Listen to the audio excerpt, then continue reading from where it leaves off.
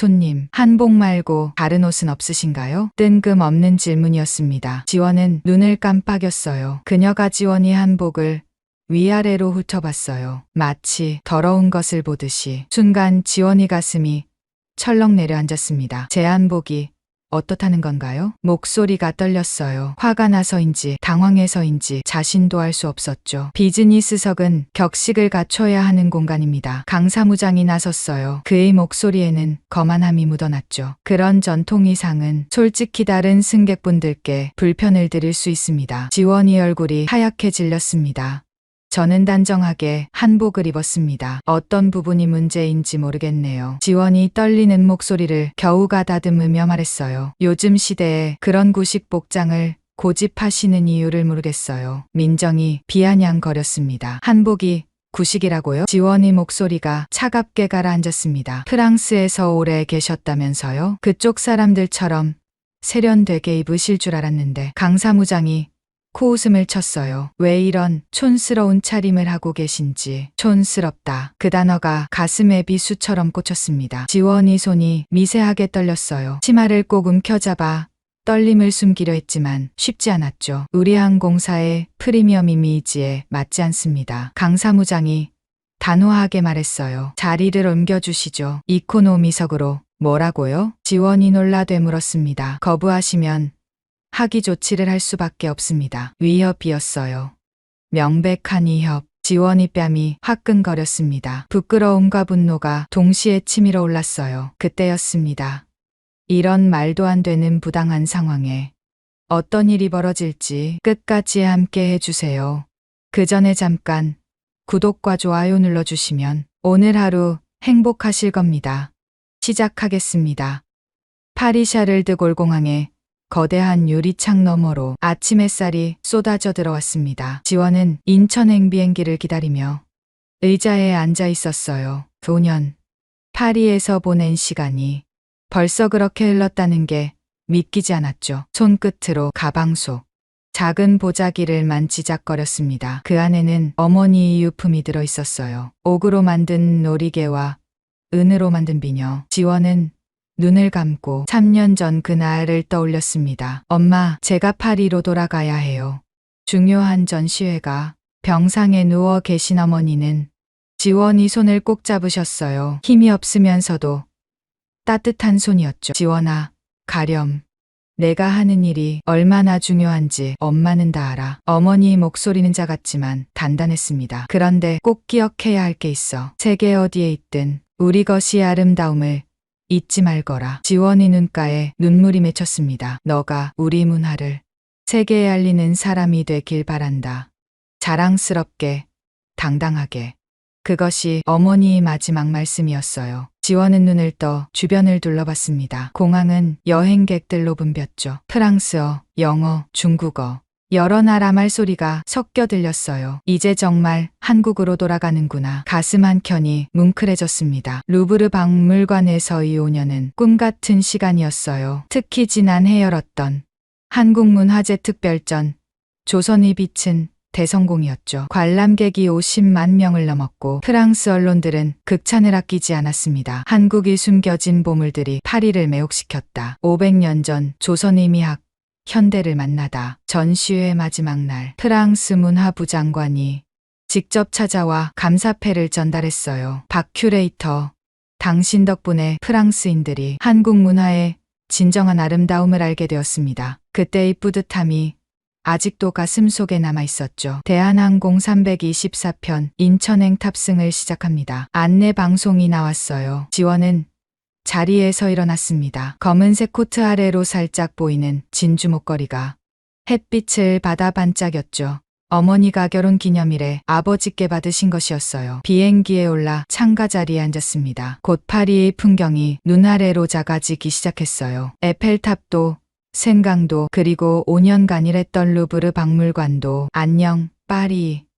마음속으로 작별 인사를 했습니다. 11시간의 비행은 생각보다 빨리 지나갔어요. 김포공항에 도착했을 때는 오후 4시였습니다. 한국의 공기가 폐속으로 들어왔어요. 파리와는 다른 익숙하면서도 낯선 냄새였죠. 수화물을 찾고 나오니 국내선 환승 안내판이 보였습니다. 제주행 비행기는 저녁 7시. 3시간이 여유가 있었어요. 국립문화재연구소 신규 프로젝트 발표회 가방속 초청장을 다시 한번 확인했습니다. 내일 아침 제주도에서 열리는 중요한 행사였죠. 문화재 청장을 비롯한 주요 인사들이 모두 참석할 예정이었어요. 지원은 화장실로 향했습니다. 넓은 장애인 화장실에 들어가 문을 잠갔어요. 그리고 가방에서 조심스럽게 옷을 꺼냈습니다. 연한 하늘색 저고리와 진한 남색 치마. 어머니가 돌아가시기 전에 직접 골라주신 개량 한복이었어요. 지원아, 이거 너가 프랑스에서 돌아올 때 꼭 입으렴. 공항에서부터 당당하게. 어머니의 말씀이 귓가에 들리는 것 같았습니다. 저고리 옷고름을 정성스럽게 묶고 치마의 주름을 가지런히 정리했죠. 그리고 보자기를 열어 어머니의 유품을 꺼냈습니다. 먼저 옥놀이개를 치마에 달았어요. 연한 초록빛 옥이 은은하게 빛났죠. 다음은 은장 비녀였습니다. 거울을 보며 머리를 다시 올려 묶고 비녀를 꽂았어요. 거울 속 자신의 모습을 바라봤습니다. 파리에서의 세련된 큐레이터가 아닌 한국의 전통을 품은 여인이 서 있었죠. 화장실에서 나온 지원은 국내선 터미널로 향했습니다. 사람들의 시선이 느껴졌어요. 누군가는 감탄의 눈빛으로, 누군가는 신기한 듯 바라봤죠. 와, 한복이다. 어린 여자아이가 엄마 손을 잡고 가리켰어요. 엄마, 저 언니 진짜 예뻐. 공주님 같아. 지원은 아이에게 미소를 지어 보였어요. 아이도 수줍게 웃었죠. 체크인 카운터에 도착했습니다. 직원이 지원을 보고 잠시 놀란 표정을 지었다가 이내 밝게 웃었어요. 안녕하세요. 어디로 가시나요? 제주도요. 7시 비행기 예약했습니다. 아, 네. 성함이 어떻게 되시죠? 박지원입니다. 직원이 컴퓨터를 확인했어요. 비즈니스석으로 예약되어 있으시네요. 여권 확인하겠습니다. 지원은 프랑스에서 발급받은 새 여권을 건넸습니다. 표지에 새겨진 태극 문양이 유난히 선명해 보였어요. 정말 멋진 한복이세요. 특별한 행사에 가시나 봐요? 직원이 친근하게 물었습니다. 네, 중요한 발표가 있어서요. 그러시군요. 좋은 결과 있으시길 바랄게요. 면세점을 지나며 쇼윈도에 비친 자신의 모습을 다시 한번 봤습니다. 명품 가방을 한복 차림이 여인. 누군가는 이상하게 볼 수도 있겠죠. 하지만 지원에게는 너무나 자연스러운 모습이었어요. 전통과 현대는 함께 갈 수 있어. 엄마가 늘 말씀하셨잖아. 탑승 게이트에 도착하니 이미 많은 사람들이 기다리고 있었습니다. 비즈니스맨들, 관광객들, 그리고 제주도로 귀향하는 듯한 할머니, 할아버지들까지. 어머, 저것 좀 봐. 한 할머니가 지원을 보고 말했어요. 요즘 젊은 사람이 한복을 이렇게 곱게 입고 다니다니. 할머니가 지원에게 다가왔습니다. 아가씨 정말 좋아 보여요. 요즘은 한복 입는 사람이 없어서 아쉬웠는데. 감사합니다, 할머니. 지원이 공손히 인사했어요. 색깔이 참 곱네. 어머니께서 골라주신 거예요. 어머니가 안목이 있으시구나. 자랑스러워 하시겠네. 할머니의 말에 지원은 잠시 말을 잇지 못했습니다. 예. 그러셨으면 좋겠어요. 곧 탑승 안내가 시작됐습니다. 비즈니스석 승객들이 먼저 탑승했어요. 지원도 줄을 서서 차례를 기다렸습니다. 비행기에 올라 자리를 찾았어요. 짐을 선반에 올리고 자리에 앉았습니다. 안녕하세요. 밝은 목소리가 들렸어요. 승무원이었습니다. 이름표에 김민정이라고 적혀 있었죠. 네, 안녕하세요. 지원이 미소 지으며 답했습니다. 그런데 이상했어요. 처음엔 밝게 웃던 민정의 표정이 점점 굳어지는 게 보였거든요. 민정의 시선이 지원의 한복에서 명품 가방으로 다시 한복으로 옮겨갔습니다. 뭔가 못마땅한 듯한 표정이었죠. 음료 서비스는 이륙 후에 해드리겠습니다. 짧게 말하고 민정은 다른 승객에게로 갔어요. 아까와는 확연히 다른 태도였죠. 뭐가 문제일까? 지원은 고개를 갸웃했지만 크게 신경 쓰지 않았습니다. 피곤하기도 했고 내일 발표 준비도 더 해야 했으니까요. 실례합니다. 옆자리에 중년 남성이 앉았어요. 단정한 정장 차림에 은발이 인상적인 사람이었죠. 아, 네. 지원이 가볍게 목례했습니다. 한복이 정말 우아하시네요. 프랑스에서 오셨다고 들었는데 남자가 친근하게 말을 걸었어요. 어떻게 아셨어요? 아까 체크인할 때 우연히 들었습니다. 저도 파리에 자주 가는 편이라서요. 그러시군요. 혹시 루브르에서 일하시는 박지원 큐레이터님 맞으신가요? 지원이 놀라 남자를 바라봤습니다. 네, 맞는데요. 아, 역시 조선의 빛 전시회 정말 인상 깊게 봤습니다. 파리 출장 중에 우연히 들렀다가 완전히 매료됐죠. 남자의 얼굴에 진심 어린 감탄이 묻어났어요. 감사합니다. 정말 기쁘네요. 특히 다랑아리 섹션이 압권이었어요. 조명을 그렇게 써서 마치 달빛이 항아리에서 흘러나오는 것 같은 연출은 정말 천재적이었습니다. 지원의 얼굴에 미소가 번졌어요. 가장 심혈을 기울인 부분을 알아봐 주다니. 두 사람이 대화를 나누는 동안 멀리서 민정이 그들을 지켜보고 있었습니다. 표정은 점점 더 굳어졌죠. 그리고 옆에 있던 선배 승무원에게 뭔가를 속삭였어요. 비행기 문이 닫히고 이륙 준비가 시작됐습니다. 엔진 소리가 점점 커졌어요. 지원은 창밖을 바라봤습니다. 김포공항이 활주로가 저녁 노을에 물들어 있었죠. 제주도에서 새로운 시작이 기다리고 있어 가슴이 두근거렸습니다. 설렘 반, 긴장 반이었죠. 하지만 지원은 아직 몰랐습니다. 곧 일어날 일을.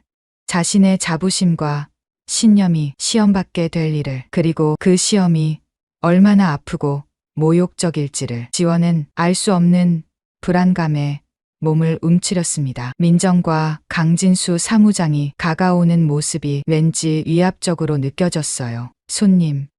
민정의 목소리는 차가웠습니다. 아까의 밝은 인사와는 완전히 달랐죠. 예. 지원이 조심스럽게 대답했어요. 혹시 다른 옷은 없으신가요? 뜬금없는 질문이었습니다. 지원은 눈을 깜빡였어요. 무슨 말씀이신지. 그 복장 말입니다. 민정이 지원의 한복을 위아래로 훑어봤어요. 마치 더러운 것을 보듯이. 순간 지원의 가슴이 철렁 내려앉았습니다. 제 한복이 어떻다는 건가요? 목소리가 떨렸어요. 화가 나서인지 당황해서인지 자신도 알 수 없었죠. 옆자리의 중년 남성이 의아한 표정으로 그들을 바라봤습니다. 주변 승객들도 하나둘 고개를 돌렸어요. 비즈니스석은 격식을 갖춰야 하는 공간입니다. 강 사무장이 나섰어요. 그의 목소리에는 거만함이 묻어났죠. 그런 전통 의상은 솔직히 다른 승객분들께 불편을 드릴 수 있습니다. 지원의 얼굴이 하얗게 질렸습니다. 전통 의상이 불편을 준다고? 믿을 수 없는 말이었어요. 저는 단정하게 한복을 입었습니다. 어떤 부분이 문제인지 모르겠네요. 지원이 떨리는 목소리를 겨우 가다듬으며 말했어요. 요즘 시대에 그런 구식 복장을 고집하시는 이유를 모르겠어요. 민정이 비아냥거렸습니다. 그 순간 지원의 마음 속에서 뭔가가 뚝 끊어지는 소리가 났어요. 구식 복장? 어머니가 골라주신 그토록 아끼던 한복을 구식이라고 했습니다. 5년간 파리에서 한국 문화를 알리기 위해 노력했던 자신의 모든 것을 부정당한 기분이었어요. 한복이 구식이라고요? 지원의 목소리가 차갑게 가라앉았습니다. 프랑스에서 오래 계셨다면서요? 그쪽 사람들처럼 세련되게 입으실 줄 알았는데. 강 사무장이 코웃음을 쳤어요. 왜 이런 촌스러운 차림을 하고 계신지. 촌스럽다. 그 단어가 가슴에 비수처럼 꽂혔습니다. 지원의 손이 미세하게 떨렸어요. 치마를 꼭 움켜잡아 떨림을 숨기려 했지만 쉽지 않았죠. 우리 항공사의 프리미엄 이미지에 맞지 않습니다. 강 사무장이 단호하게 말했어요. 자리를 옮겨주시죠. 이코노미석으로. 뭐라고요? 지원이 놀라 되물었습니다. 거부하시면 하기 조치를 할 수밖에 없습니다. 위협이었어요. 부끄러움과 분노가 동시에 치밀어 올랐어요. 그때였습니다. 잠깐만요. 옆자리에 중년 남성이 일어섰어요. 저는 박준서 변호사입니다. 지금 상황을 다 지켜봤는데요. 그가 재킷 안주머니에서 명함을 꺼냈습니다. 김박법률사무소 대표 변호사 박준서라고 적혀 있었죠. 이건 명백한 문화적 차별입니다. 준서의 목소리는 차분했지만 단호했어요. 승객이 한복을 입었다는 이유로 자리를 옮기라고 하는 건 명백한 인권 침해예요. 민정과 강 사무장의 얼굴에 당황스러운 기색이 스쳤습니다. 그리고 저는 이 모든 상황을 녹화하고 있습니다. 준서가 스마트폰을 들어 보였어요. 우리 문화를 못하는 걸 보고 있을 수 없어서요. 지원은 준서를 감사한 마음으로 바라봤습니다. 눈가가 뜨거워졌지만 울지 않으려고 애썼어요. 울면 안 돼. 여기서 울면 정말 지는 거야. 저희는 규정대로 할 뿐입니다. 민정이 변명하듯 말했어요. 어떤 규정에 한복 착용을 금지한다고 되어 있나요? 준서가 물었습니다. 대답이 없었어요. 없죠? 그럼 이건 개인적인 편견에 의한 차별입니다. 기내가 술렁거렸습니다. 다른 승무원들도 무슨 일인지 보러 왔어요. 상황이 점점 커지자 강 사무장의 얼굴이 붉어졌습니다. 손님, 이륙이 지연되고 있습니다. 협조해 주시죠. 그가 지원에게 다시 압박을 가했어요. 지원은 깊게 숨을 들이쉬었습니다. 그리고 가방을 열었어요. 잠시만요. 차분한 목소리였지만 그 안에는 단단한 결의가 담겨 있었죠. 서류 봉투를 꺼내 들었습니다. 민정과 강 사무장은 의아한 표정으로 지원을 바라봤어요. 제가 누군지 아시나요? 지원이 물었습니다. 그게 무슨... 저는 내일 제주도에서 열리는 국립문화재연구소 신규 프로젝트 발표회에 참석합니다. 봉투에서 초청장을 꺼냈어요. 화려한 금박 글씨로 쓰인 초청장이었죠. 문화재청장님과 최은호 회장님이 직접 초청하신 행사예요. 민정의 얼굴이 조금씩 굳어지기 시작했습니다. 최은호 회장. 그들이 일하는 항공사의 회장 이름이었으니까요. 그리고 저는 지원이 다음 서류를 꺼냈어요. 루브르 박물관 한국관 수석 큐레이터이자 국가문화재 디지털 아카이브 프로젝트의 총괄 디렉터로 임명된 박지원입니다. 순간 정적이 흘렀습니다. 민정의 얼굴이 하얗게 질렸어요. 강 사무장도 입을 다물었죠. 이건 루브르 박물관장의 추천서예요. 지원이 서류를 하나 더 꺼냈습니다. 그리고 이건 프랑스 문화부에서 받은 공로패 사진입니다. 사진 속에는 프랑스 문화부 장관과 함께 찍은 지원의 모습이 있었어요. 물론 그때도 한복을 입고 있었죠. 제가 5년간 파리에서 한 일이 뭔지 아세요? 지원의 목소리가 조금씩 높아졌습니다. 바로 이 한복을 포함한 우리 문화재를 세계에 알리는 일이었습니다. 민정이 입술을 깨물었어요. 손이 미세하게 떨리는 게 보였죠. 프랑스 사람들은 제가 한복을 입고 강연하는 걸 보고 감탄했어요. 우리 문화의 아름다움에 매료됐죠. 지원이 일어섰습니다. 그런데 정작 한국의 하늘에서, 한국 항공사에서 한국 사람들에게 이런 모욕을 당해야 하나요? 목소리에 눈물이 섞였어요. 하지만 눈빛은 흔들리지 않았죠. 주변 승객들이 박수를 치기 시작했습니다. 1명, 2명, 그리고 비즈니스석 전체로 박수 소리가 퍼졌어요. 대단하십니다. 정말 멋져요. 격려의 목소리가 여기저기서 들렸습니다. 민정은 고개를 숙였어요. 얼굴이 빨갛게 달아올라 있었죠. 강 사무장도 어쩔 줄 몰라 했습니다. 죄송합니다. 민정이 겨우 입을 열었어요. 지금 사과하시는 건가요? 지원이 물었습니다. 예, 정말 죄송합니다. 무엇이 죄송한가요? 제가 한복을 무시하고 차별적인 발언을 해서 민정의 목소리는 점점 작아졌어요. 저는 사과를 원하는 게 아닙니다. 지원이 단호하게 말했어요. 다만 앞으로는 누구든 우리 문화를 자랑스럽게 여기는 사람을 이런 식으로 대하지 않으셨으면 좋겠어요. 그때 기장 안내 방송이 나왔습니다. 승객 여러분, 이륙이 지연되어 죄송합니다. 곧 출발하겠습니다. 하지만 지원은 알고 있었어요. 이 일이 여기서 끝나지 않을 거라는 걸. 그리고 곧 더 큰 파장이 일어날 거라는 걸.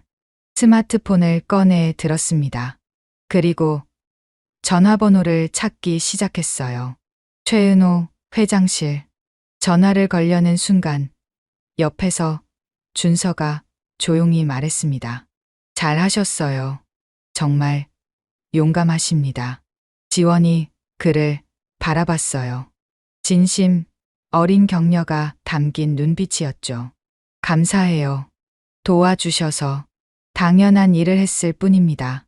두 사람이 눈을 마주쳤습니다. 그 순간 지원은 느꼈어요. 이 만남이 단순한 우연이 아닐지도 모른다는 걸. 그리고 앞으로 일어날 일들이 자신의 인생을 크게 바꿔놓을 거라는 걸. 창밖으로 김포의 하늘이 어둠에 잠기고 있었습니다. 별들이 하나둘 빛나기 시작했죠. 엄마, 저 잘하고 있나요? 마음속으로 물었어요. 그때 가슴에 달린 옥놀이개가 살짝 흔들렸습니다. 마치 어머니가 대답하는 것처럼. 비행기는 아직 게이트에 서 있었습니다. 이륙이 계속 지연되고 있었죠. 기내의 공기는 무겁고 답답했어요. 지원은 자리에 앉아 창밖을 바라봤습니다. 손은 여전히 미세하게 떨리고 있었어요. 아까의 충격에서 완전히 벗어나지 못했던 거죠. 정말 이런 일이 일어난 거야? 믿기지 않았습니다. 21세기 대한민국에서, 그것도 국제선을 운항하는 항공사에서 이런 차별을 당하다니. 옆자리의 준서가 조용히 물을 건넸어요. 드세요. 진정하시는 게 좋을 것 같아서요. 감사합니다. 지원이 물을 받아 한 모금 마셨습니다. 차가운 물이 목을 타고 내려가자 조금 진정이 됐어요. 그때였습니다. 민정이 다시 나타났어요. 이번엔 혼자가 아니었죠. 강 사무장과 또 다른 승무원이 함께였습니다. 지원의 심장이 다시 빠르게 뛰기 시작했어요. 또 뭐야? 불안감이 밀려왔습니다. 손님. 강 사무장의 목소리는 여전히 거만했어요. 아까 사과했던 게 무색할 정도로. 아직도 무슨 일이신가요? 지원이 애써 차분하게 물었습니다. 기장님과 상의한 결과 손님의 복장이 비상시 안전 규정에 위배될 수 있다는 결론이 나왔습니다. 뭐라고요? 지원이 놀라 되물었어요. 준서도 인상을 찌푸렸죠. 치마가 너무 길어서 비상 탈출 시 문제가 될 수 있습니다. 말도 안 되는 핑계였어요. 지원이 입은 개량 한복은 발목 위로 올라오는 길이었거든요. 이건 명백히 트집이잖아요. 준서가 목소리를 높였습니다. 저희는 승객의 안전을 최우선으로 생각합니다. 강 사무장이 기계적으로 대답했어요. 지원의 가슴 속에서 뭔가가 부글부글 끓어올랐습니다. 분노였어요.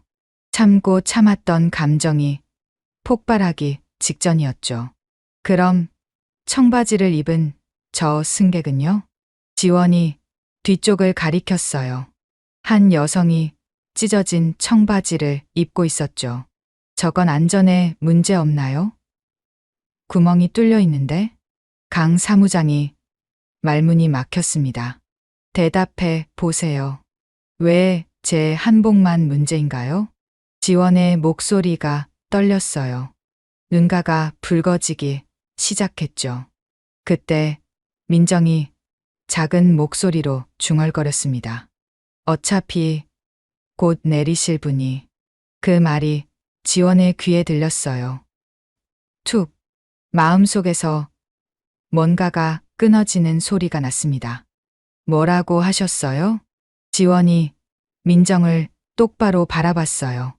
아무것도 아닙니다. 민정이 시선을 피했죠. 아니에요. 분명히 뭐라고 하셨잖아요. 지원이 일어섰습니다. 다리가 후들거렸지만 꿋꿋이 섰어요. 어차피 곧 내릴 거라고 하셨죠? 기내가 조용해졌습니다. 모든 승객의 시선이 그들에게 쏠렸어요. 민정의 얼굴이 새빨갛게 달아올랐습니다. 그게 아니라, 그럼 뭔가요? 지원의 목소리에 눈물이 섞였어요. 하지만 울지 않으려고 이를 악물었죠. 저도 정당하게 표를 구매한 승객이에요. 비즈니스석 요금을 다 지불했고요. 그런데 왜 제가 내려야 하나요? 한복을 입었다는 이유만으로 순간 정적이 흘렀습니다. 그때 뒤쪽에서 한 할아버지가 일어났어요. 내가 한마디 하겠네. 머리가 하얗게 센 할아버지였습니다. 지팡이를 짚고 천천히 걸어왔어요. 저는 6.25 참전 용사입니다. 이 나라를 위해 싸웠지. 할아버지의 목소리는 나직했지만 위험이 있었어요. 그런데 내가 목숨 걸고 지킨 나라에서 우리 전통 옷을 입었다고 차별받는 걸 봐야 하나? 강 사무장이 당황한 기색을 보였습니다. 어르신, 그게 아니라 닥치게. 할아버지가 지팡이로 바닥을 쿵 찍었어요.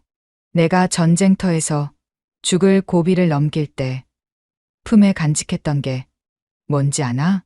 모두가 숨을 죽이고 들었습니다. 어머니가 지어주신 저고리 조각이었네. 그게 내 부적이었어. 할아버지의 눈가가 촉촉해졌어요.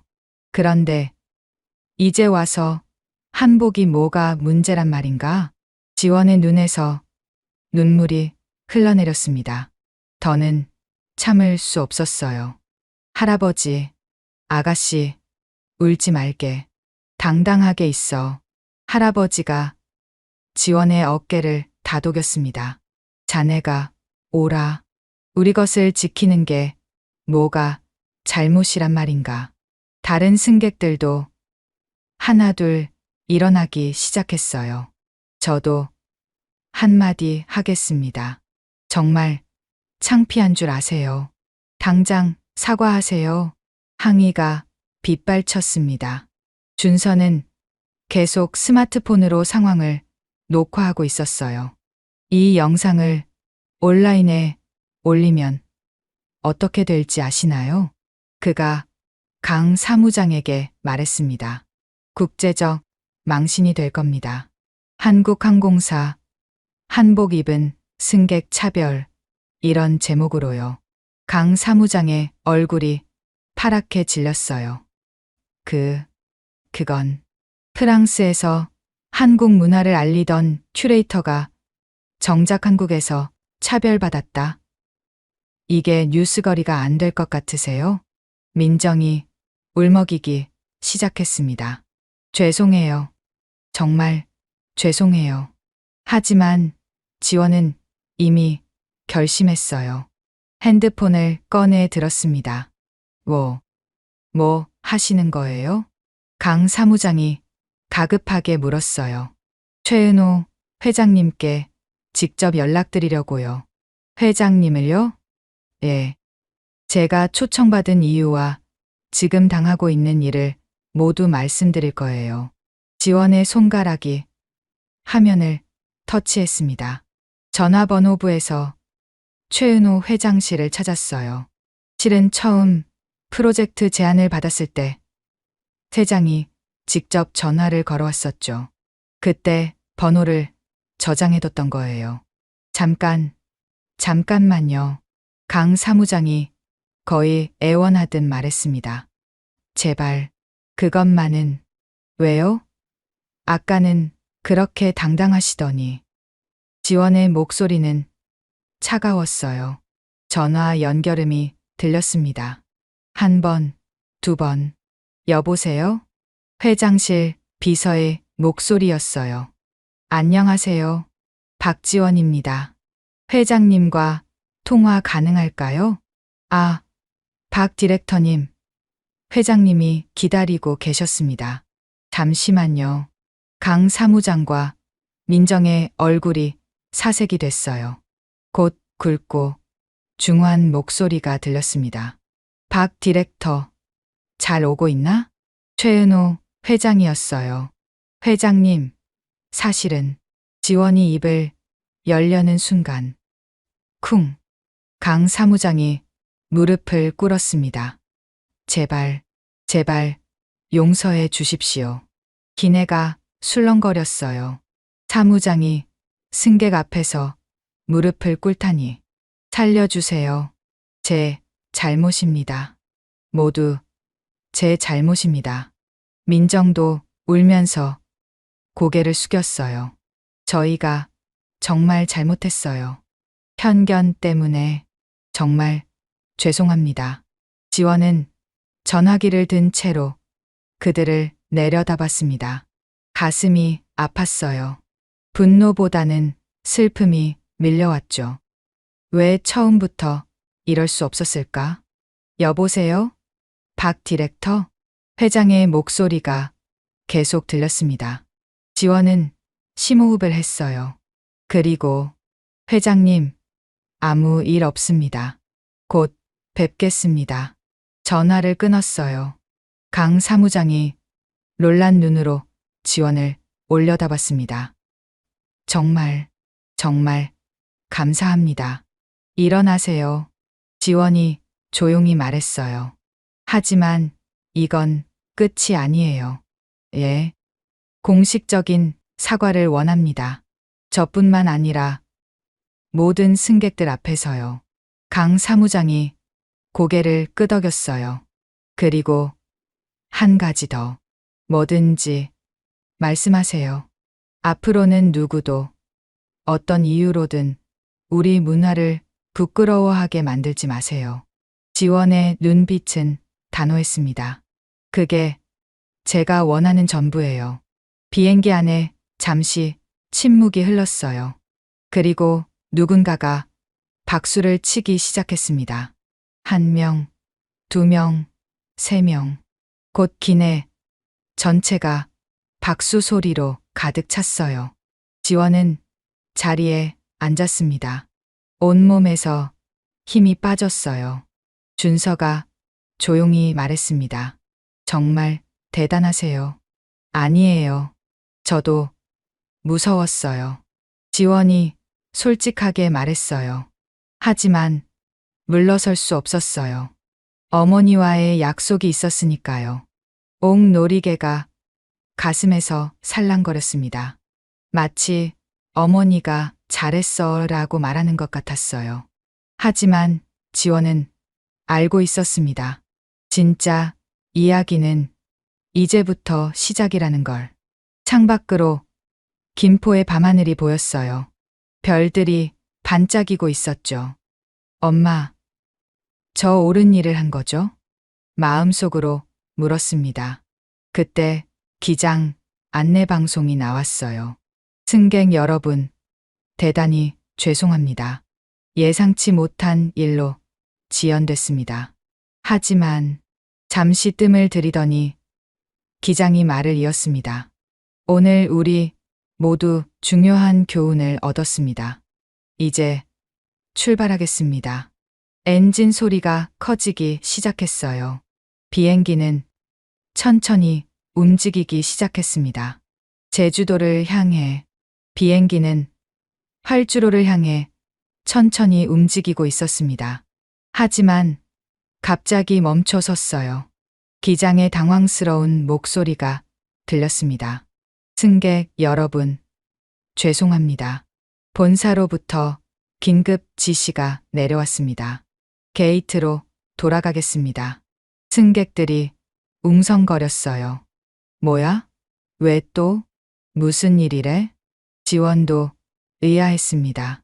준서와 눈을 마주쳤지만 그도 모르는 눈치였죠. 강 사무장과 민정은 불안한 표정으로 서로를 바라봤어요. 무언가 심상치 않은 일이 일어나고 있다는 걸 직감한 듯했죠. 5분 후 비행기는 다시 게이트에 도착했습니다. 그때였어요. 탑승구가 열리고 검은 정장을 입은 사람들이 우르르 들어왔습니다. 그리고 그들 뒤로 최은호 회장님, 누군가가 외쳤어요. 백발의 노신사가 천천히 기내로 들어왔습니다. 대한민국 최고의 항공사 회장 최은호였죠. 기내가 순식간에 조용해졌어요. 회장의 시선이 비즈니스석을 훑었습니다.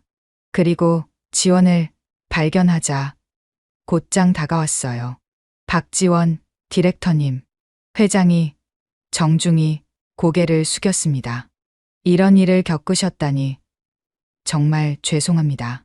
지원이 당황해서 일어났어요. 회장님, 어떻게? 방금 영상을 봤습니다. 회장이 스마트폰을 들어 보였어요. 화면에는 준서가 찍은 영상이 재생되고 있었죠. 누군가 실시간으로 제보를 해주셨더군요. 순간 지원의 눈이 커졌습니다. 회장이 강 사무장과 민정을 돌아봤어요. 두 사람은 바닥을 보며 몸을 떨고 있었죠. 강진수 사무장. 네, 회장님. 김민정 승무원. 예. 회장의 목소리는 차가웠습니다. 두 분은 지금 이 순간부로 직무정지입니다. 회장님, 강 사무장이 비명처럼 외쳤어요. 30년을 일했습니다.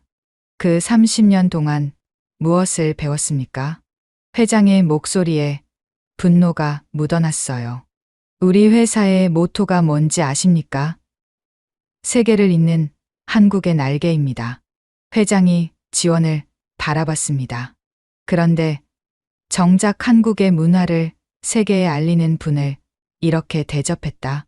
민정이 흐느끼기 시작했어요. 죄송합니다. 정말 죄송합니다. 그때 회장이 놀라운 말을 했습니다. 사실 저도 박 디렉터님을 잘 알고 있었습니다. 지원이 놀라 회장을 바라봤어요. 작년 파리 출장 때 조선의 빛 전시회를 봤거든요. 회장의 표정이 부드러워졌습니다. 그때 한복을 입고 프랑스어로 유창하게 설명하시는 모습을 봤습니다. 정말 감동적이었어요. 지원의 눈가가 뜨거워졌습니다. 그래서 이번 프로젝트를 맡아달라고 직접 연락드렸던 겁니다. 회장이 승객들을 둘러봤어요. 여러분, 박지원 디렉터님이 누군지 아십니까? 모두가 조용히 귀를 기울였습니다.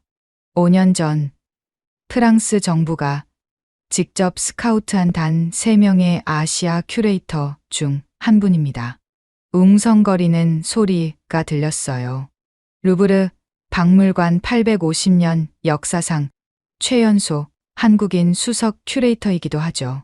지원이 고개를 숙였습니다. 부끄러웠어요. 그리고 회장이 잠시 말을 멈췄습니다. 돌아가신 어머니는 인간문화재 박순자 선생님이셨습니다. 궁중 침선장이셨죠. 순간 기내가 술렁거렸어요. 인간문화재의 딸이라고? 그래서 한복을 그렇게. 지원의 눈에서 눈물이 흘렀습니다. 어머니, 그 이름을 듣자 가슴이 미어졌어요. 박순자 선생님은 평생을 우리 옷의 아름다움을 지키는데 바치셨습니다. 회장의 목소리에도 존경이 묻어났죠. 그런 어머니의 유지를 이어받아 세계 무대에서 활약하시는 분을 회장이 강 사무장을 쏘아봤습니다. 감히 촌스럽다고 모욕했다. 강 사무장이 무릎을 꿇었어요. 죽을 죄를 지었습니다. 지원이 나섰습니다. 회장님, 이미 사과받았습니다. 너무 크게 만들지 마세요. 하지만 회장은 고개를 저었어요. 이건 단순한 개인의 문제가 아닙니다. 그가 모든 승객을 둘러봤습니다. 우리 모두의 문제입니다. 언제부터 우리가 우리 것을 부끄러워하게 됐습니까? 침묵이 흘렀어요. 오늘 이 일을 계기로 전 직원 교육을 실시하겠습니다. 회장이 선언했습니다. 한국 문화의 가치와 다양성 존중에 대해서요. 그리고 지원에게 돌아섰어요. 박 디렉터님, 정말 죄송합니다. 그리고 회장이 깊이 고개를 숙였습니다. 감사합니다. 용서해 주셔서. 지원은 더 이상 말을 잇지 못했어요. 그저 고개를 끄덕일 뿐이었죠. 회장이 기장에게 신호를 보냈습니다. 이제 출발하십시오. 그리고 마지막으로 한마디 더 했어요. 박 디렉터님, 제주에서 뵙겠습니다. 멋진 발표 기대하고 있겠습니다. 회장 일행이 내렸고 문이 다시 닫혔어요. 비행기는 다시 움직이기 시작했습니다. 지원은 자리에 앉아 창밖을 바라봤어요. 가슴에 옥놀이개가 은은히 빛났습니다. 엄마, 봤어요? 당신의 딸이 당당히 맞섰어요. 하늘로 오르는 비행기 안에서 지원은 처음으로 평화를 느꼈습니다. 비행기는 다시 이륙했습니다. 기내는 조용했어요. 아까의 소동이 거짓말처럼 느껴질 정도로. 지원은 창밖을 바라보며 깊은 숨을 내쉬었습니다. 서울의 야경이 점점 작아지고 있었죠. 그때 누군가 다가왔어요. 민정이었습니다. 눈이 퉁퉁 부어 있었어요. 손에는 티슈를 꼭 쥐고 있었죠.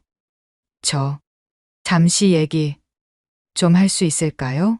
목소리가 떨렸습니다. 지원이 고개를 끄덕였어요. 사실은. 민정이 입술을 깨물었습니다. 무언가 말하기 힘든 듯했죠. 저도 한때는 큐레이터를 꿈꿨어요. 지원의 눈이 커졌습니다. 대학에서 미술사를 전공했죠. 박물관에서 일하는 게 꿈이었어요. 민정의 목소리에 쓸쓸함이 묻어났습니다. 하지만 실패했어요. 번번이 떨어졌죠. 결국 포기하고 승무원이 됐습니다. 눈물이 뺨을 타고 흘러내렸어요. 그런데 손님을 보니까 제가 이루지 못한 꿈을 이룬 사람 같아서 순간 지원의 마음이 찡했습니다. 부러웠어요. 너무 부러워서 미웠어요. 민정이 흐느꼈습니다. 정말 죄송해요. 저의 못난 열등감 때문에. 지원은 민정의 손을 잡았어요. 괜찮아요. 따뜻한 목소리였습니다. 저도 알아요. 그 마음. 민정이 놀란 눈으로 지원을 바라봤어요. 저도 수없이 거절당했어요. 파리 가기 전까지는요. 지원이 부드럽게 웃었습니다. 꿈은 포기하는 게 아니에요. 잠시 쉬어가는 거죠. 민정의 눈에서 새로운 눈물이 흘렀어요. 이번엔 감동의 눈물이었죠. 뒤이어 강 사무장도 다가왔습니다. 그는 깊이 고개를 숙였어요. 30년 동안 일하면서 어느새 초심을 잃었습니다. 목소리에 후회가 가득했죠. 글로벌 스탠다드만 쫓다가 정작 우리 것이 소중함을 잊었어요. 강 사무장이 고개를 들었습니다. 오늘 덕분에 깨달았습니다. 진짜 글로벌은 우리 것을 당당히 보여주는 거라는 걸. 지원은 조용히 미소 지었어요. 전통과 현대는 대립하는 게 아니에요. 그녀의 목소리는 차분했습니다. 조화를 이루어야 하죠. 그게 진정한 아름다움이에요. 세 사람이 서로를 바라봤습니다. 이해와 용서의 눈빛이 오갔어요. 그때 기내 전체에서 박수가 터져 나왔습니다. 승객들이 모두 일어나 박수를 쳤어요. 아름다운 화해예요. 정말 감동적입니다. 지원의 눈가가 촉촉해졌습니다. 비행기는 제주를 향해 날아갔어요. 창밖으로 별들이 반짝였죠. 지원은 가슴에 놀이개를 만지며 속삭였습니다. 엄마, 저 잘하고 있죠? 1시간 후 비행기는 제주공항에 도착했습니다. 다음 날 아침 제주 국제 컨벤션 센터는 사람들로 가득했어요. 국가 문화재 디지털 아카이브 프로젝트 발표회장이었죠. 지원은 무대 뒤에서 깊은 숨을 쉬었습니다. 오늘도 한복을 입었어요. 연보라색 저고리에 짙은 남색 치마. 어머니가 남겨주신 또 다른 한복이었죠. 박지원 디렉터님, 입장하세요. 사회자의 안내가 들렸습니다. 지원이 무대로 걸어 나갔어요. 수백 명의 시선이 그녀에게 쏠렸습니다. 문화재청장, 박물관장들, 그리고 최은호 회장도 보였어요. 지원은 마이크를 잡았습니다. 안녕하세요. 루브르에서 돌아온 박지원입니다. 당당한 목소리였어요. 오늘 제가 드리고 싶은 말씀은 잠시 숨을 고르고 문화재는 박물관 유리장 속에만 있는 게 아니라는 겁니다. 청중이 집중했어요. 우리의 일상 속에서 살아 쉬어야 합니다.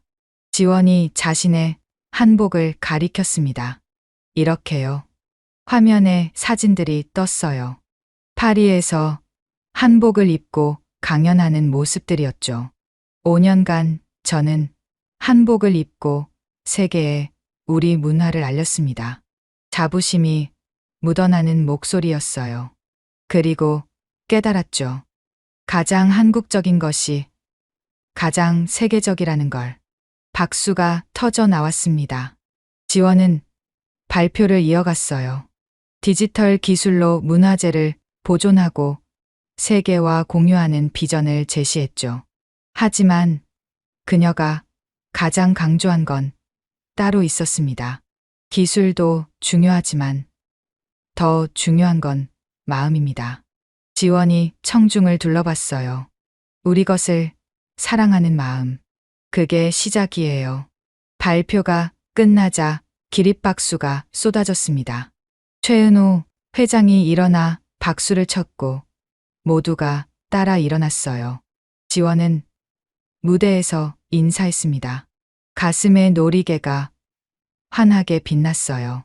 그 순간 그녀는 확신했습니다.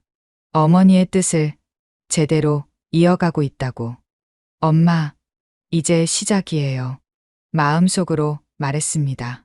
우리 문화를 세계에 알리는 진짜 여정이 제주의 푸른 하늘이 축복처럼 빛나고 있었습니다. 즐거우셨나요? 구독과 좋아요 부탁드립니다. 영상 제작에 힘이 됩니다.